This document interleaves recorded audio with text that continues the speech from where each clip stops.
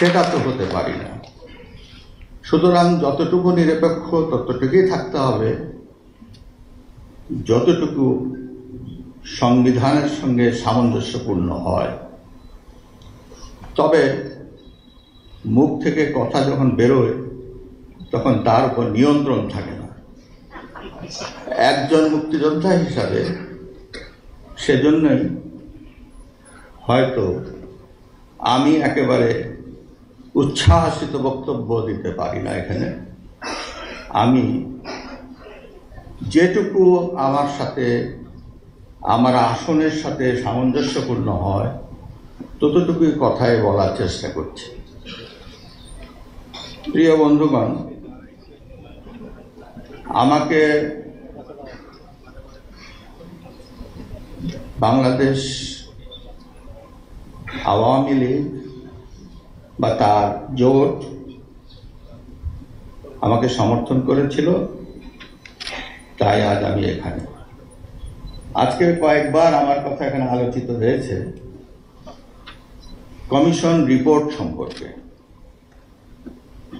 সেটা ছিল বিচার বিভাগীয় তদন্ত কমিশন, বাংলাদেশ সুপ্রিম কোর্টের রায়। এই আলোকে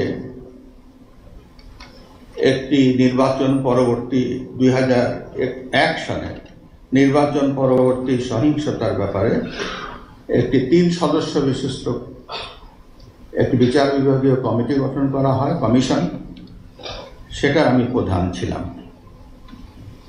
আমার সঙ্গে একজন জয়েন্ট সেক্রেটারি ছিল আর একজন পুলিশের ডিআইজি ছিল। এই 3 সদস্য মিলে আমরা সরকার একটি কমিশন গঠন করে দেয়। এই কমিশন আমরা 1 বছর 3 মাস কাজ করেছি, যদিও সুপ্রিম কোর্ট সময় করে দিয়েছিল আমাদেরকে মাত্র 6 মাস। পরে সুপ্রিম কোর্টের বদান্যতায় এবং বারবার আমরা চেষ্টা করে এর সময়কাল 1 বছর 3 মাস নির্ধারিত করা হয়। আমি সারা বাংলাদেশ নয়, 26টি জেলায়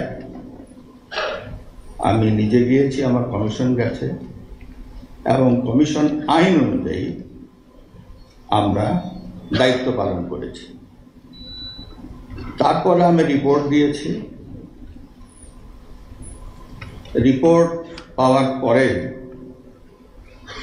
এটা অনেকে বলা হয়েছে প্রকাশ করা হয় নাই। না, এটা সত্য নয়। প্রকাশ করা হয়েছে অত্যন্ত কৃপণতার সাথে। অর্থাৎ যেখানে শত শত কপি, হাজার হাজার কপি এটা ছাপানো উচিত ছিল, তা না করে আমাদের স্বরাষ্ট্র মন্ত্রণালয় মাত্র 50টি কপি ছাপিয়েছেন। আর যারা বলেছেন যে এটা প্রকাশ হয় নাই, প্রকাশ হয়ে